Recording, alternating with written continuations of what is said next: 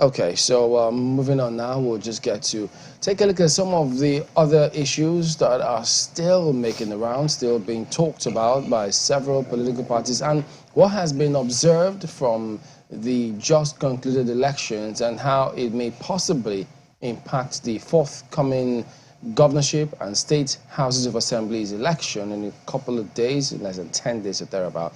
Well, we're joined here now by Samson Nitodo, who is Executive Director for GIAGA. Thank you for coming on today. Thank you. Good evening. Well, looking through the statements that you put out today in your presser, titled, but basically INEC must be fundamentally reformed. Does this then suggest that all the gains that have been made over the time has been eroded? Well, I wouldn't say all the gains have been eroded. It's just that this election clearly begs for a lot of attention. Attention in several components of our electoral process.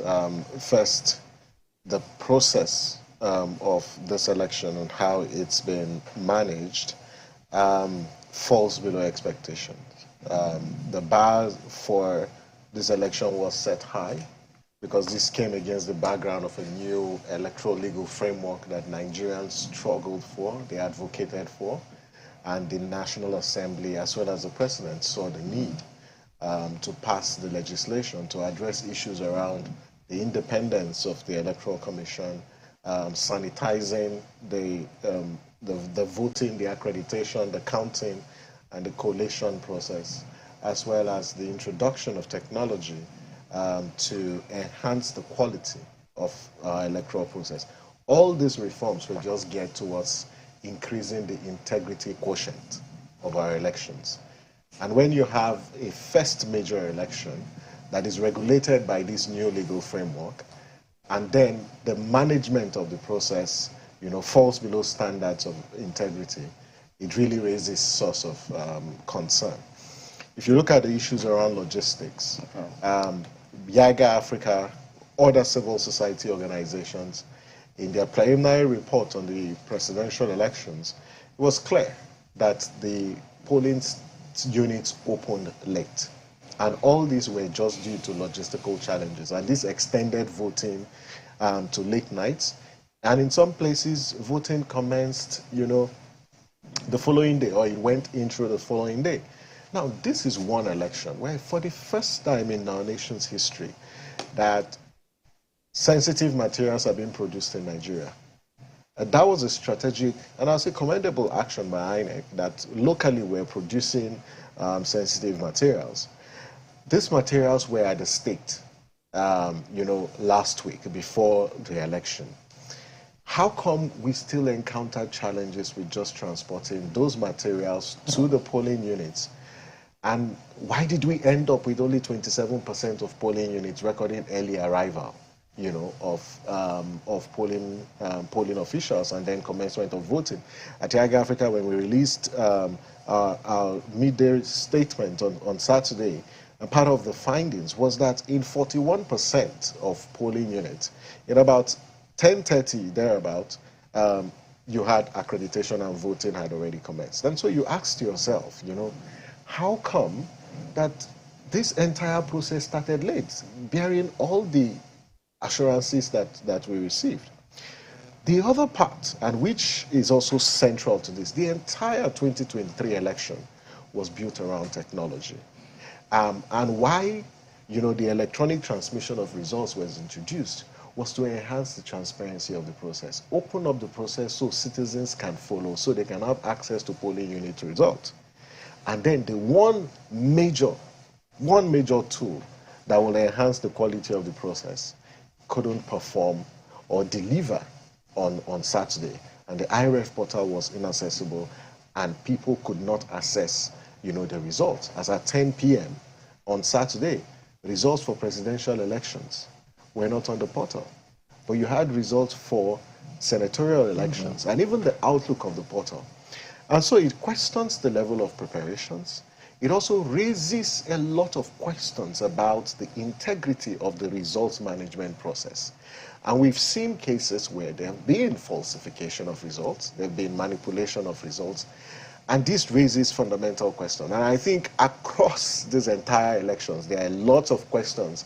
And I think that we might get to a point where we need to have 50 questions for INEC. And all of this borders on, the integrity and the transparency of the process. But it's quite disappointing, I must say, how this process, have been managed.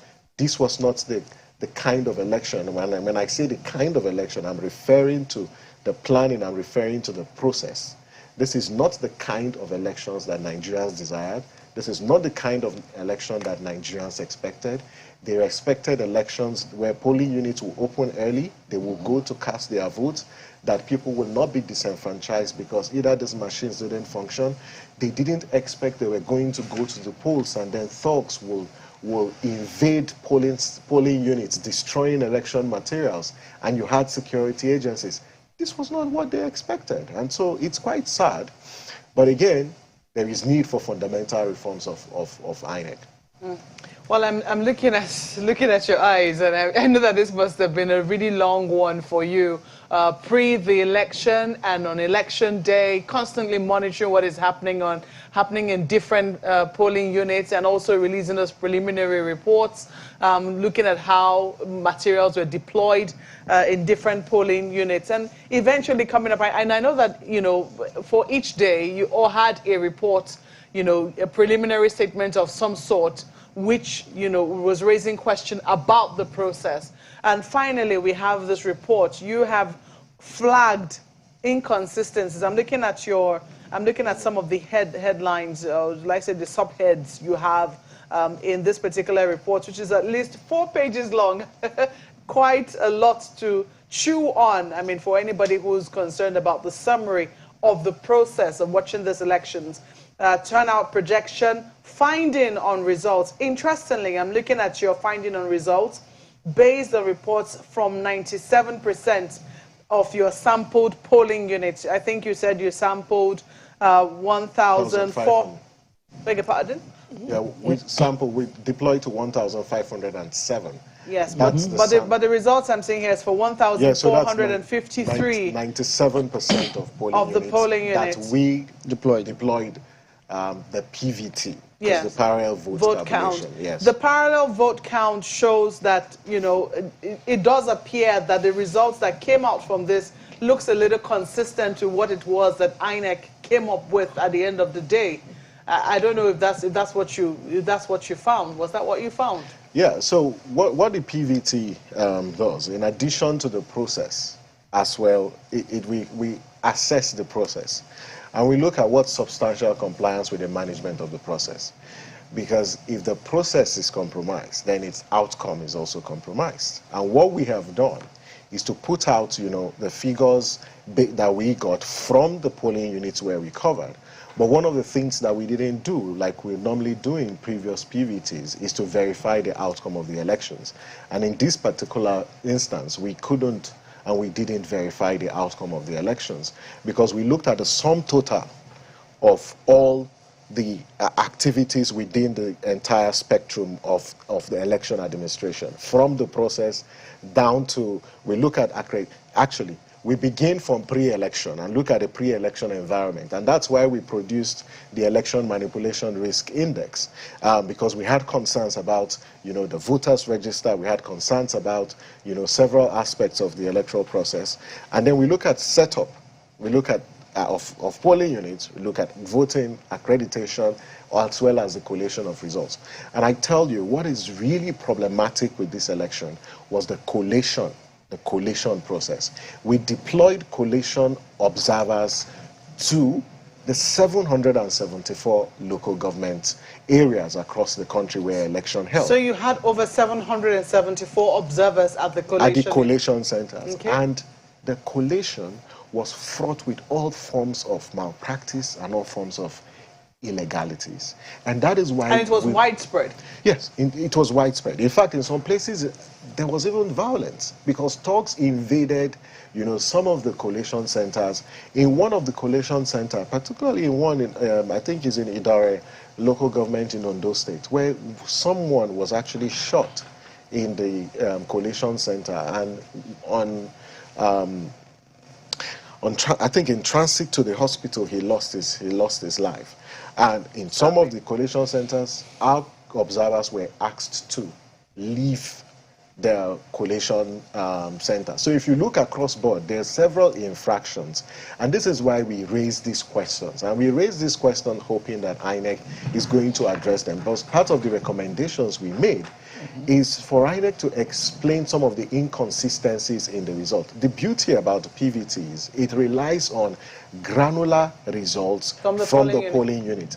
And so if the results have been altered, either at the ward, at the local government, at the state, the PVT is able to detect it. And that's why we detected those inconsistencies. The inconsistencies in Imo and Rivers. And Rivers. Because what happened was that the vote share for one of the candidates was deducted and then added to another candidate. And we thought that in the entire collation process that would have been detected, but it isn't. And that's why we've called on INEC, to address this. I think it's important also because for Nigerians to note that these findings are based on our findings from the sampled polling unit, because we deploy observers to a random sample of polling units. And so where you have these infractions, the fact that they happen here, if you extrapolate, it tells you, this could have happened in other places. Because we always say this in our analogy. When you have malaria and you go to a lab for test, they don't drain all your entire blood just to check if you have malaria. They just take a sample and then they conduct the test and they say, yes, you've got malaria in your system. And that's exactly what the PVT does. We take a random sample of polling units, deploy trained observers who are stationary, and they observe the process from the beginning to the end. So it's very systematic. It's quite different from the traditional forms of observation. We're not anecdotal in our approach, towards observation. It's data-driven, it's evidence-based, and what we have done is to put the evidence that we have based on the results from those sampled polling units. Well, I'm also looking at the conclusions which you've reached at your... you've talked about the inconsistencies in presidential election results for states like Imo and Rivers make it abundantly clear that drastic steps are now needed and INEC must be fundamentally reformed. INEC must have authority over its state structures. So are you saying, yes, you said it must have authority over its state structures and have ultimate responsibility for the conduct of elections. This suggests to me that it would seem that INEC at the headquarters is somewhat disconnected from what is happening at the state level. Is that what you found? I think it's not just about the disconnection. It's about the structure of the institution. So first you have a president who appoints resident electoral commissioners. These resident electoral commissioners, to a large extent, are not answerable to the INEC chairman because he is not the appointing authority. So he cannot sanction resident electoral commissioners. And you look at how this election was managed at the state.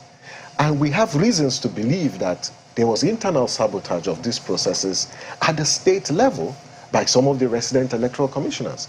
You need to hear the stories of what transpired in some of the states due to the conduct of the resident electoral commissioners. But can the INEC chairman sanction them? Can the commission sanction them? No, they can't. And this is why... So even though the Electoral Act says anybody who does some of these things is flouting the law and is can be prosecuted. Yeah, that cannot happen. Is that what you're saying? No, but that can happen. But how do you remove? You're not. It's not within your power to appoint someone. There's a removal, procedure for removing a rec, and the INEC chairman and the commission cannot remove a particular rec. The best they can do is to manage the deployment. This is why Justice Uwais in the report said, divest the power of appointing commissioners from the president into another institution so that, issues around the appointment process will be reviewed and revisited. And I think that's where Nigeria should go, the appointment of some of these recs. We've raised this issue. These issues were highlighted in our manipulation risk index. We said there were 22 states in the first iteration report. There were now 26 in the second iteration report. We talked about INEC capture. all of this manifested in this election. And so to a large extent, we've been vindicated. And you know, we've talked about the appointment of individuals with clear partisan backgrounds. And they all exhibited, you know, their partisanship in the course of the management of this entire election. There's a particular rec who absconded, and it took the leadership of INEC to go fetch him from a hotel room when the election was going on. Were they with materials or anything? No, well, we don't know. But these are issues that INEC needs to investigate. INEC needs to talk to Nigerians. And people who sabotage this process, whether they are internal or they are external to the Electoral Commission, they've got to be held to account. Nigerians need more explanation to what happened to the IREF. Yeah, when you say, pardon me, when you say INEC should talk to Nigerians, and do you expect that to happen before the governorship elections or when? I thought INEC should have been talking to Nigerians since yesterday. I'll give two classic examples. Now, there was a controversy about this whole application or the interpretation of the Constitution in relation to thresholds. Okay. And whether do you need to secure 25% of votes cast in FCT to be declared a winner? There were calls on the Commission to state its position. The Commission never told Nigerians. It went ahead and declared the result. I think that the Commission, when it interprets the laws, it should tell Nigerians, so it douses the tension and it provides Nigerians can understand, because 24 hours, you know, 24 hours after election, a lot of people had different interpretations. And you created room, you know, for confusion within the polity, and people started talking about runoff, the possibility of a runoff, because two of the major candidates in the race didn't secure 25% of votes in the FCT. If the Commission had, you know, provided, you know, its own interpretation prior to the election, it would have addressed all the confusion and all the debates before the elections. The other issue is the fact that it took the Commission 48 hours to explain what happened to the IREF. That is problematic. That is problematic because that is one, you call it the people's portal, where people go to follow these elections because they want to compare. And we understand the transformative power of the IREF. And then to wait until after 48 hours and then you issue a statement, yes, better late than never, but I think better to be proactive than to come late, because you're dealing with a very sensitive situation. And when you talk about the integrity of an election, to a large extent it's about perception. It's when people perceive that a process, you know, is compromised, there's nothing you're going to say that would inspire confidence in its outcome. The other issue relates to, you know, this collation. What was the place of electronic transmission in the collation of results? And it generated a lot of controversy. And this controversy was avoidable if the Commission had proactively explained this. Yes, it's not enough to print or produce an information booklet. I thought that for issues of this nature, at least in the course of the quarterly meetings and stakeholder engagement, INEC would further explain this. But also central to this is the power to review, you know, results. Okay, we'll talk about that bit, which is part of your recommendation. So we'll look at that when we return in just a moment from this break. Stay with us.